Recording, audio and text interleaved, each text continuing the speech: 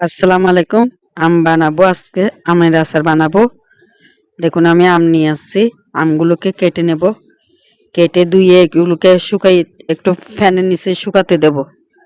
এগুলোকে শুকাতে দিয়ে তারপরে আমি সর্ষে বেটে নেব, পাঁচফোড়ন বেটে নেব। এগুলোকে বেটে নিয়ে তারপরে আচার বানাতে যাব। তারপরে আমগুলোকে আমি পাঙ্খার নিচে শুকাতে দিলাম পানিটা। এখন চুলার উপর বসাই দিচ্ছি। সর্ষের তেল দিয়ে দিচ্ছি পাতিলে বসিয়ে। এখন দিয়ে দিচ্ছি সর্ষের তেল। সর্ষের তেলটা একটু গরম হয়ে আসলে ওর মধ্যে দিয়ে দেব আমি। সর্ষের তেলটা গরম হয়ে আসলে দিয়ে দেব এখানে হালকা গরম হয়ে আসছে। এখন দিয়ে দেব রসুন বাটা। আর রসুন বাটাটা দিয়ে দিলাম। তারপর দিয়ে দেব আমার সর্ষে বাটাটা দিয়ে দেব। এই যে আমি দিয়ে দিচ্ছি সর্ষে বাটা পরিমাণ মতন। এখানে আমি 3 চামচ সর্ষে বাটা দিছি, 2 চামচ রসুন দিছি। আমার দেশি রসুন ছিল, এই জন্য আমি 2 চামচ রসুন বাটা দিয়েছি। আর দিয়ে দিচ্ছি তেজপাতা।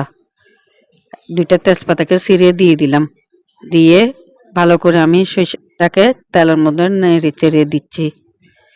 তারপর দিয়ে দিব সামান্য করে দিয়ে দিব হলুদের গুঁড়ি দিয়ে দিলাম আমি 2 চামচের মতন। তারপর দিয়ে দিব সামান্য মশলার গুঁড়িটা দিয়ে দিলাম। তারপর দিয়ে দিব মরিচের গুঁড়িটা। আমি এখানে আমার মরিচটা ঝাল কম, এই জন্য আমি 3 চামচ মরিচের গুঁড়ি দিয়ে দেব। 3 চামচ মরিচের গুঁড়ি দিয়ে তারপর দিয়ে দিব মরিচের গুঁড়িটা দিয়ে তারপর দিয়ে দেবো এখানে ভাজা মশলা। জিরা আছে এখানে, লং এলাচি, এগুলোকে বুনে আমি গুঁড়ি করে দিয়ে দিয়েছি এখানে।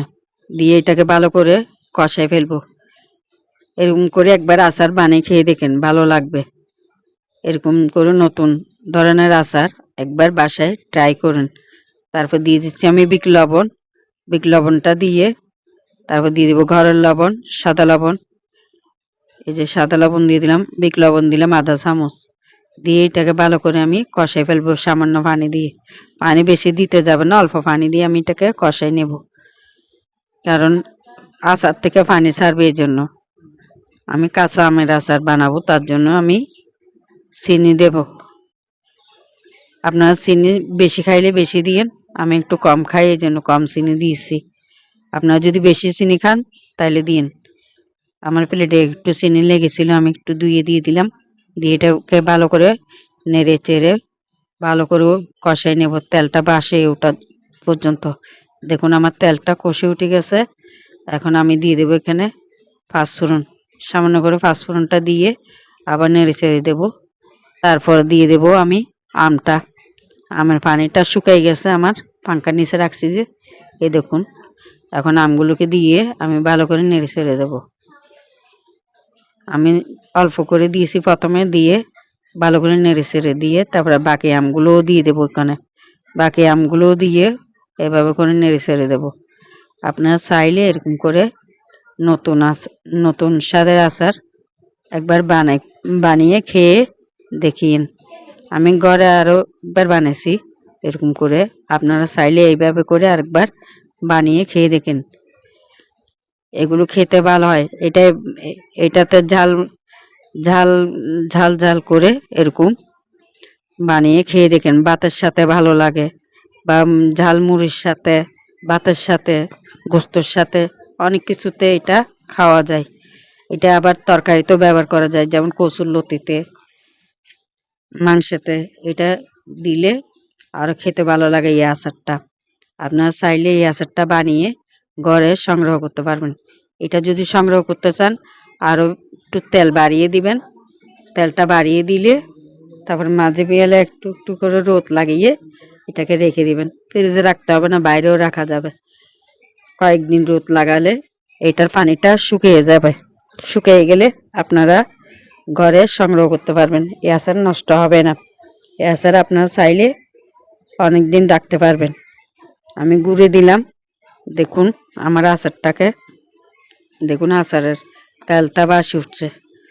এরকম করে আমি আবার নেড়ে ছেড়ে দেবো। আবার এরকম করে আরেকবার গুঁড়ে দিয়ে এটাকে আমি ভালো করে কষাই নেব তেলের মধ্যে থেকে।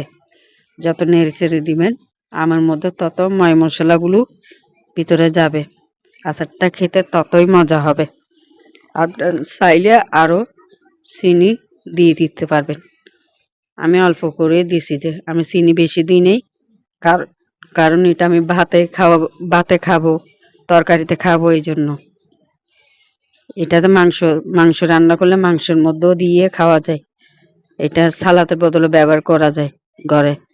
আমরা এটা গরম পড়লে তখন ভাতের সাথেও খাই। এই জন্য এটাকে এইভাবে করে রান্না করে এই দেখেন আমার আচারটা লবণ চাইছিলাম, লবণটা ঠিক আছে, পারফেক্ট আছে, এবং আচারটা অনেক মজা হয়েছে।